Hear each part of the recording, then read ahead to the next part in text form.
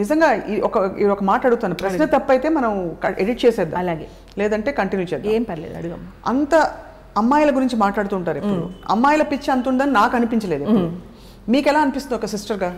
మీరు అంత దగ్గరగా గమనించారు కాబట్టి, నిజంగా అంత అమ్మాయిల పిచ్చి ఉన్నట్టు కనిపిస్తారు, చెప్తారు పదే పదే అమ్మాయి గర్ల్ ఉమెన్ అని మాట్లాడతారు కాబట్టి, అది ఊరికే ఒక స్టేట్మెంట్ చేయడానికి అంటారా, ఇది నిజంగా వాస్తవం అంటారా? ఆయన ఖచ్చితంగా స్టేట్మెంట్. దానికి నేను చెప్తాను ఎగ్జాంపుల్. చిన్నప్పుడు అంటే 14, 15, 16 ఇయర్స్ ఏజ్ అప్పుడు మా ఫ్రెండ్ ఒక అమ్మాయి వచ్చేది మా ఇంటికి, అనురాధ అని ఒక అమ్మాయి వచ్చేది.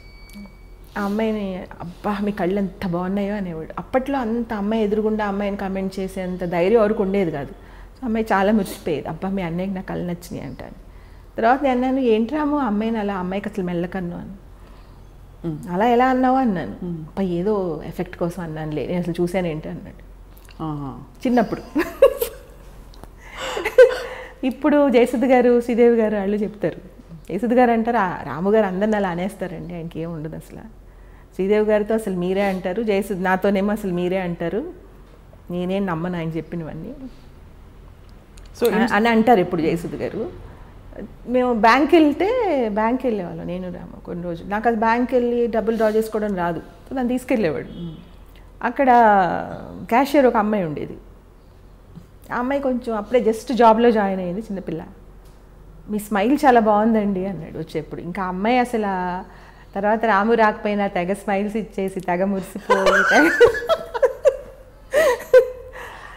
కానీ ఎఫెక్ట్ అమ్మాయి సంతోషంగా ఉంటుంది కదా. అలా ఏదో ఒక మాట చివరిలో అనేసాడు అనుకో పని అయిపోయాక, ఇంకా వాళ్ళు అందులోనే ఉంటారు. అయిపోయింది. అసలు ఎంత క్యూట్ గా అర్థం చేసుకున్నారంటే చాలా రాము గారిని నిజంగా. బట్ ఎందుకు చేస్తారు అనేవాడు చిన్నప్పుడు, అసలు నువ్వు వైజయంతిమాలలో ఉంటావు అనేవాడు. అంటే రాము, మా అమ్మ అనేది రాము నీకు చెల్లెల మీద ఎంత ప్రేమ ఉంటే మాత్రం అలా అనకు, వినేవాళ్ళకి బాగుండదు అని. వినేవాళ్ళకి ఎందుకమ్మా, దానికి బాగుంటుంది కదా అనేవాడు. అన్నాడట. ఎవరో ఏమనుకుంటే ఎందుకు, నా చెల్లెలు హ్యాపీగా ఉంటుంది కదా అని. అలా ఏదో ఒకటి అలా. ఇప్పుడు మనకి తను కావాలని ఇలా మనల్ని ఇంప్రెస్ చేయడానికి అంటున్నాడు అని తెలిసినా కూడా హ్యాపీగానే ఉంటుంది. ఇప్పుడు జయసుధ గారు, శ్రీదేవి గారు అలా అన్నా కూడా ఆవిడ అంటారు, నాకు తెలుసు రాము అందరితో అలాగే మాట్లాడతాడని నాకు తెలుసు, బట్ స్టిల్ ఐఎమ్ హ్యాపీ అంటారు. ఎందుకంటే ఎక్కడో మళ్ళీ ఆ జెన్యూన్, అందులో ఏమీ మిస్బిహేవ్ ఉండదు కదా, ఎవరన్నా అలా అనేస్తారు. సో అంటే మీరు అన్నది చాలా బ్యూటిఫుల్గా అర్థం చేసుకున్నారు. అలాగనమాట. అండ్ మొన్న ఈ మధ్య వీడియో లోడ్ చేశారు అమ్మాయిలతో డాన్స్ చేస్తూ, అప్పుడు కొంచెం చూసి ఎంబారస్ అయ్యారా మీరే, లేకపోతే నేను అస్సలు అవ్వలేదు. నేను ఎలా అంటే మా ఇంట్లో వాళ్ళు కొంతమంది చాలా ఫీల్ అయిపోయి చాలా హర్ట్ అయిపోయారు, ఇంకా మామూలుగా కాదు. అంటే బెంగ పెట్టేసుకుని ఇంకా ఏడవడం ఒకటే తక్కువ.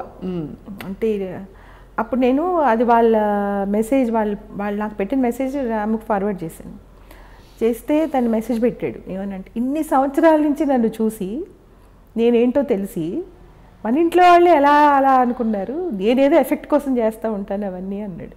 అది నాకు అర్థమైంది రాము, ఊరికే నేను జోక్గా పెట్టాను నీకు అన్నాను. అస్సలు అనిపించదు స్వప్న, ఎందుకంటే ఇప్పటి వరకు ఒక్క అమ్మాయి కూడా ఎప్పుడు అసలు తన మీద కంప్లైంట్ చేసిందా, నాతో మిస్బిహేవ్ చేశారు, నన్ను ఇలా అడిగారు, నువ్వు ఒప్పుకుంటేనే నేను నీకు అవకాశం ఇస్తాను అని ఎవరైనా ఎప్పుడైనా ఇంతవరకు ఒక కమెంట్ చేయలేదు 30 yearsలో? ఎప్పుడు చేయలేదు. అప్పుడే తను ఏంటో తెలిసిపోయింది కదా. అంటే నేనేమనుకుంటానంటే, ఇప్పుడు చాలామంది అడుగుతూ ఉంటారు రాముని, నన్ను పెట్టుకోండి సార్ మీ సినిమాలో అని, వందల వేల లక్షల మంది అడుగుంటారు ఈ పాటికి.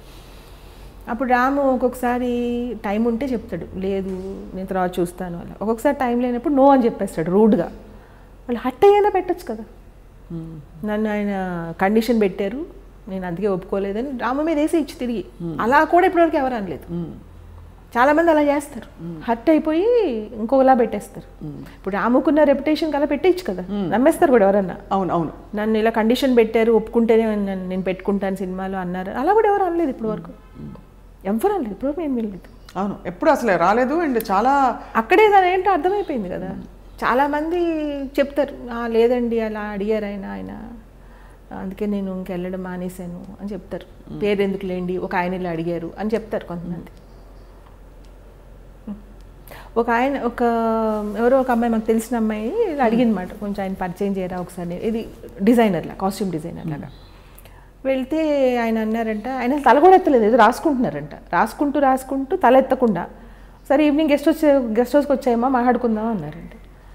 అంటే గెస్ట్ హౌస్కి అర్థం లేదు అమ్మాయికి. ఎందుకండి అంటే అది కూడా అర్థం అవ్వలేదా, నువ్వు డిజైనర్ ఎలా అవుదాం అనుకున్నావు, అర్థం చేసుకుని నువ్వు అక్కడికి వచ్చేసి నేను నీకు లొకేషన్ పెడతాను అని మళ్ళీ రాసుకోవడం మొదలుపెట్టారంట. ఇంకా అమ్మాయి బయటకు వచ్చేసి ఏడుపు, ఎందుకమ్మా ఏడుస్తావు, అడిగారు వద్దన్నావు అయిపోయింది కదా, మళ్ళీ దాన్ని ఏడవలసిన అవసరం ఏంటి అన్నాను. మీరు భలే ఈజీగా చెప్పేస్తారండి, నేను ఎంత హర్ట్ అయ్యాను అని. అసలు ఇప్పుడు ఆయన నేనేం తప్పు పట్టట్లేదు, అడిగారు ఇష్టమైతే వెళ్తారు లేకపోతే లేదు, తప్పు పెట్టాలని కాదు, అలా ఉంటారు, అలా కూడా ఉండేవాళ్ళు ఉంటారు అని వింటాం మనం, వింటాం అలాగా. అది ఇంకా అంటే విన్నారు, ఏ ఫీల్డ్ అయినా ఉంటారు, ఏ ఫీల్డ్ అయినా ఉంటారు, ట్రై చేస్తారు, పోయింది ఏముంది, పడితే పడతారు లేకపోతే లేదు అనుకుంటారు.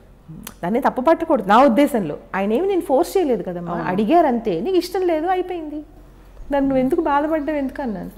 చాలా బాగా నేర్పించారు మీరు, నిజమే, నేను ఇప్పటి నుంచి అసలు ఫీల్ అవును, ఇష్టమైతే కరెక్టే కదా మీరు చెప్పింది, ఎందుకు బాధపడాల్సిన అవసరం లేదు, మిస్బిహేవ్ చేయలేదు కదా, తల కూడా ఎత్తలేదంట ఆయన, అసలు కళ్ళు ఎత్తి కూడా చూడలేదంట, ఏదో వర్క్ చేసుకుంటూ అడిగారంట.